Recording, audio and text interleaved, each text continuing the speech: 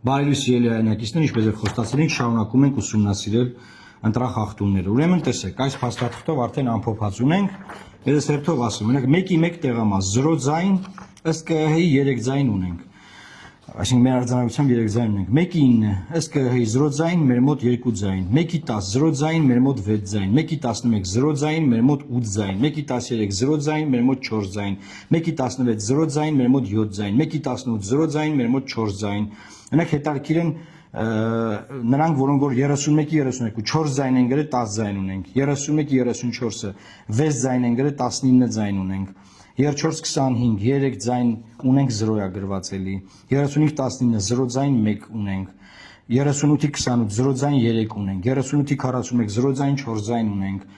Եվ այսպես շարունակ, այսինքն հիմա մենք երեկվա տվյալներն էլ սրանք գումարած մոտավորապես 200 ձայն մոտավորապես գտել ենք, որ ԿՀ-ում գրված է 0, մենք ունենք այս ձայները։ Մենք քարոզարշավ վիճակենք ինչ ենք անում, ժողովուրդ։ Ամեն մի ձայնի համար կռիվ ենք տալիս, որ այդ մի ձայնը տանենք, չէ՞, համոզում ենք մարդուն, ծրագիր ենք ներկայացնում, ասում ենք մենք սենց կանենք, նենց կանենք, բան 200 ձայն մենակ մեր տարած չանցած ուժի թվից տարել են։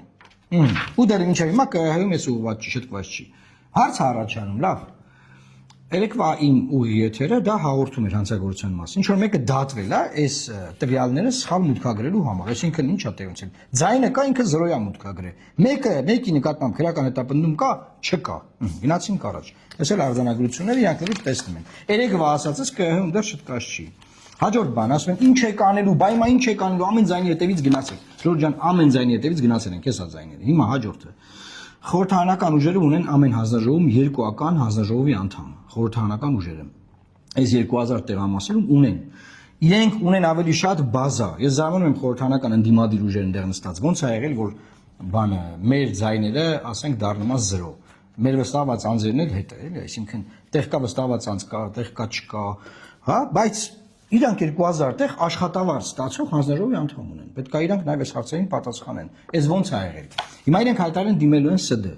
որտեղ այդ հանձնաժողովի անդամներով երևի ավելի շատ տվյալներ ունեն կեղծիքների մասին։ Եթե ունեն, շատ լավ, պետք է դրանք հրապարակեն։ Ավելի լավ է դրանք հրապարակեն, քան դիմեն ՍԴ։ Ասեմ ինչու, որտեղ ժողովրդի վստահությունն ավելի կարևոր է, քան ՍԴ դիմելը, որտեղ ՍԴ-ն ինչ է ՍԴ-ն։ ՍԴ-ն, ասենք, Նիկոլ Փաշինյանի սահմանադրական դատարանն է։ Նիկոլ Փաշինյանի անվան սահմանադրական դատարանն է։ Ասենք մեն դիմեն, հետո ՍԴ-ն ասի ամեն ինչ նորմալ է, էլի ինչ են անելու։ Դրա հիման վրա գնան մանդատները վերցնեն, նույն բանը եղել է 21 թվին։ 21 թվին էլ նույն բանը արել։ Բայց նայեք, ՍԴ դիմողները մենք չենք, իրանք են։ Թող քննարկեն, թող որոշեն։ Մենք շարունակենք այս հարցով զբաղվել։ Տարածեք եւ լավ մնացեք, Աստված պահապան Հայաստանի Հանրապետությանը։